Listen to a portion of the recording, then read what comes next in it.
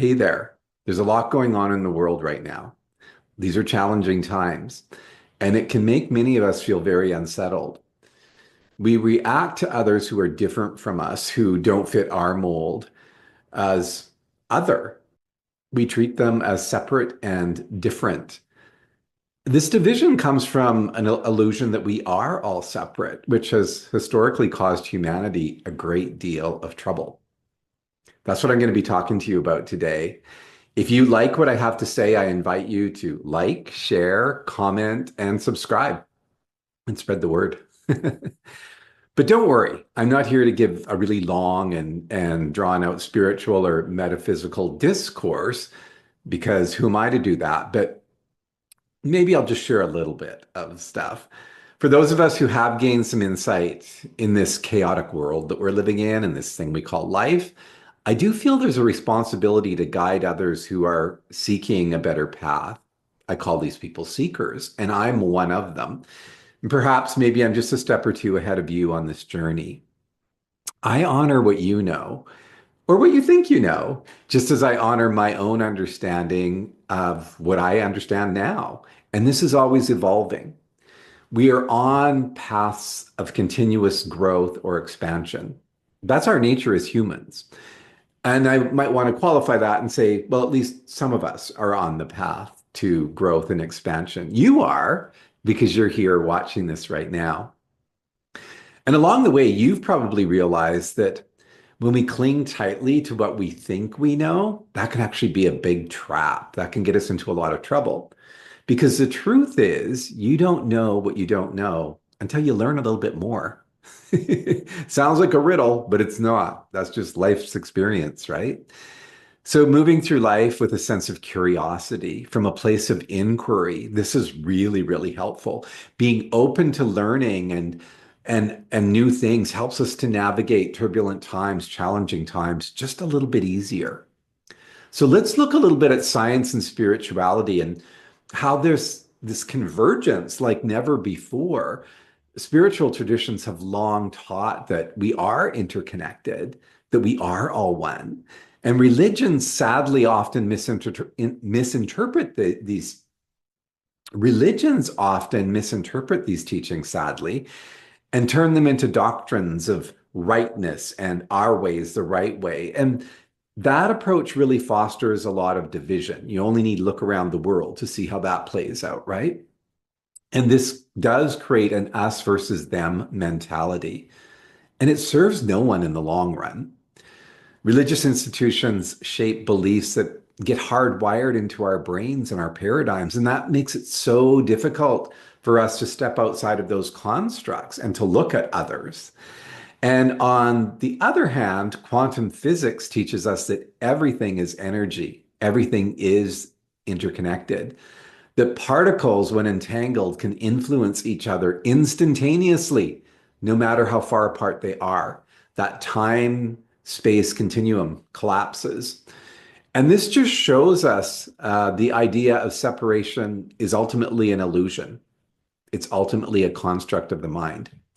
Many spiritual teachings echo this, that separation that we perceive is a construct of the mind. A lot of indigenous wisdom and mystical traditions emphasize that we are all part of one big divine energy source, right?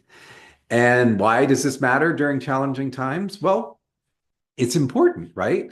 Quantum physics, as it becomes a modern spiritual teacher, is urging us to rethink reality, to recognize our interconnectedness. You harm one, you harm yourself. And it's asking us to appreciate the unity that underlies existence. If we start to reflect on this deeply, it can actually blow your mind. I'm not here to dive into the whole science of quantum physics. There are experts that you can source out for that. But I do want to focus on practical ways to strengthen ourselves and to navigate chaos or challenging times. How do we become the calm eye in the storm amidst the world's destruction? And before I dive into these tools, let's consider something that might, ruffle a few feathers.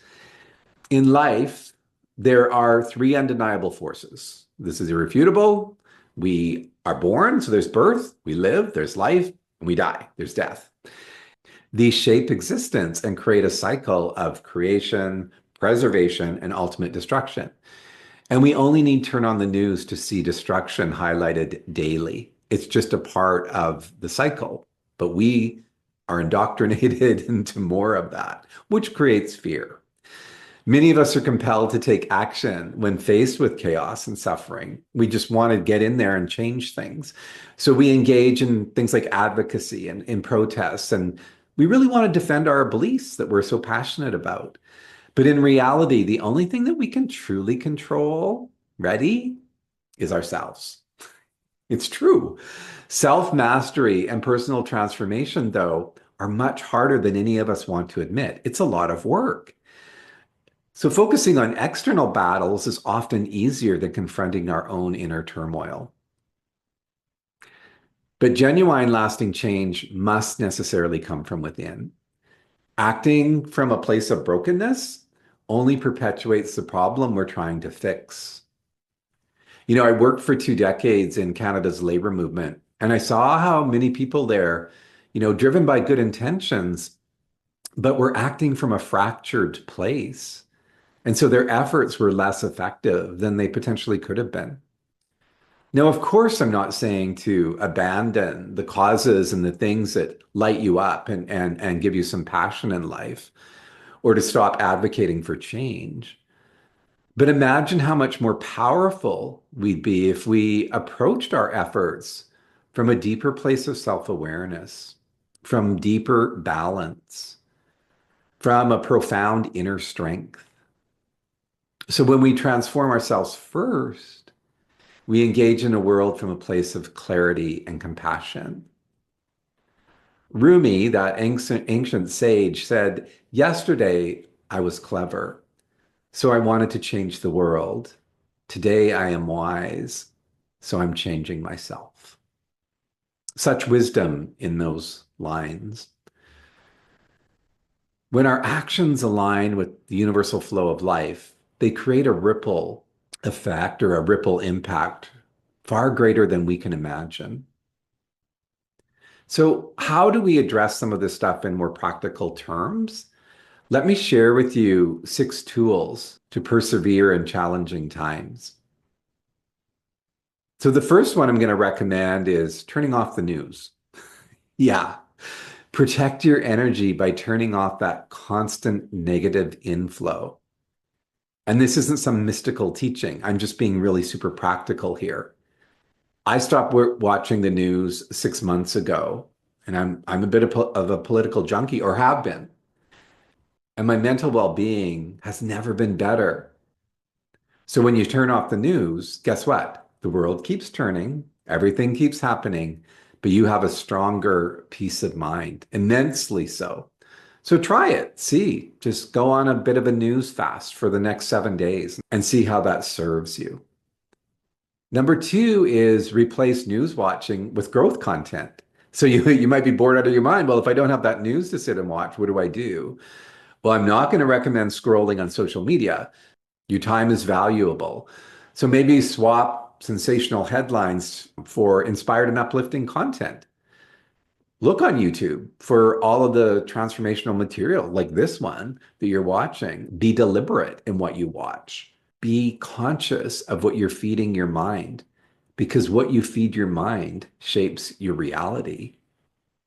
Number 3 is assess your circle. So, who are you spending time with? The people you surround yourself with impact your mindset, they impact your energy, your moods.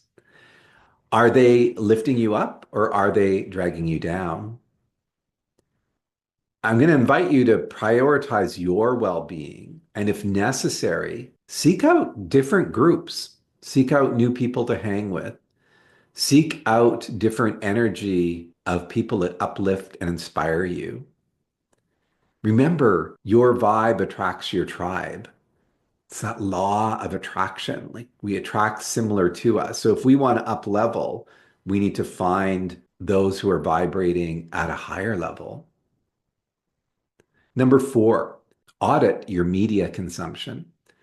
So I want you to be honest about what you watch and read. Question as to whether it's nourishing your spirit or depleting you. If your media choices are filled with mindlessness, with violence, then maybe switch to something a little bit more uplifting.